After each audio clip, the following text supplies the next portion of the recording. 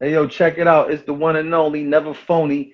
Your big homie treat me like Tony. Peedi Crakk, live in effect with Mikey T, the movie star. Let's go, baby. Ring.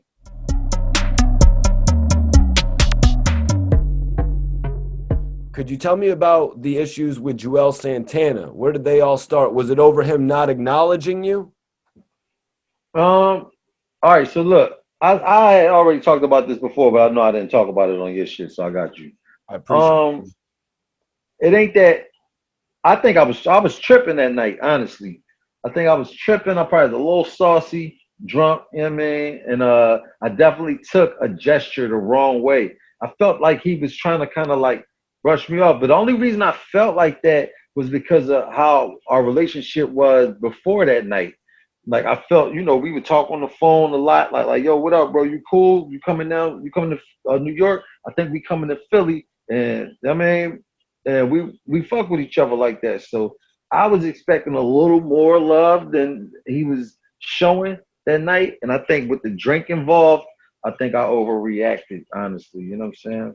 I think he gave me some shit. I'm used to like, yo, Els, what up, baby? What's up, crack?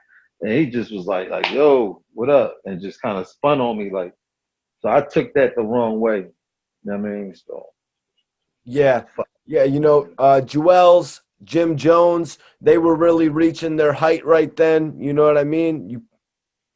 People could sort of feel a way about certain things like that. When people are on their high horse and shit like that. I think it might have just been thinking. Yeah, I think I was tripping because I was always was a good dude, man. To be honest with you, man. All of them dudes at Dipset was always really, really thorough, man. For real. I think it might be a Harlem thing or something because they was always real cool dudes, man. My Right. nigga Even Jim Britt. Jones, mad cool to me. Who? Even Jim Jones, mad cool to me when I met him in Miami. My nigga is Britt, Cam, Freaky, Juelz. Fucks with him. Well, I've actually done interviews with Freaky Zeke. That was actually my first interview. Send City, 40 Cal. Yeah. Jim Jones gave me a bit of an interview, but he was like, "Yo, Mikey, we don't do interviews." I'm like, "You're gonna do this interview," but nah.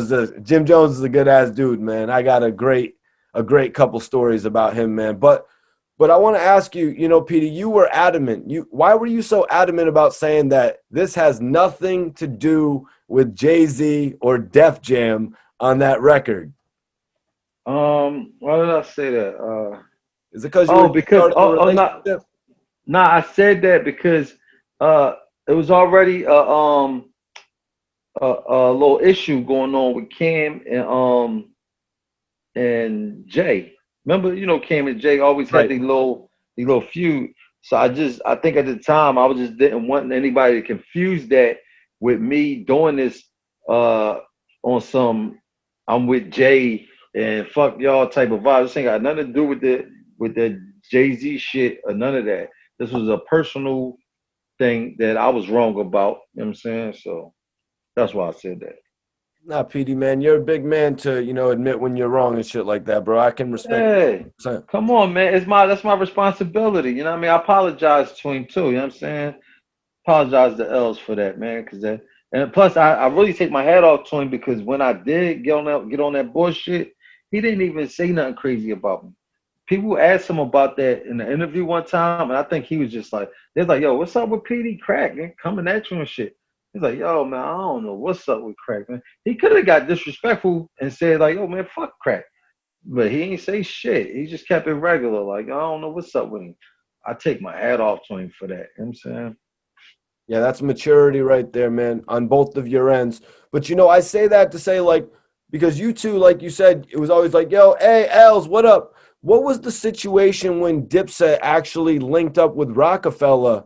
What do you remember most about it? I know Diplomatic Immunity album came out right around the time of your album. Yo, I was loving it because, like I said, they were some cool ass niggas, and we just all clicked up real good. I mean, at least I know I did with them a lot. I don't know who wasn't feeling that they was there. I was loving it because I'm a major Cameron fan, especially around that time. You know what I'm saying? We all grew up on Killer and the whole Harlem World movement and all of that, Mace and all of that. So to be in the same building with them niggas, like fucks with the Dipset, man. So I was loving it. It was inspiring. Like, yo, this is on. Like, we got state property in here, Roc-A-Fella, Bleak, Cameron, Juelz, Jim, Baines, Freeway. It was like a big situation in one building. Like, we used to be up in baseline, heavy, like deep, like, and shit hits was coming out. Like every room, hits was slamming out the room. Fucking just Blaze in one room, going crazy. It was a major time. You know what I'm saying? That's what's up, man. So it really opened up a lot of doors for working with other artists. Uh, yeah, but to be honest, I wasn't really interested in that, man. You mean other artists outside of Roc-A-Fella? No, I mean, like when you would go in the studio, you would see, you know what I mean? You'd see, Oh you know, yeah, 50, you'd see Juelz in the studio, you'd see, you know what I mean? 40 Cal, maybe, Hell Rel, any of these guys. yo, check it. I did one for Peedi Crakk first with Cameron and Juelz up in baseline. So yeah, we came out with a lot of shit. I did Rainy Alarm in baseline. We did, man, I can't even name how many shit they did. What we do is wrong in baseline. Rock the mic, a bunch of shit.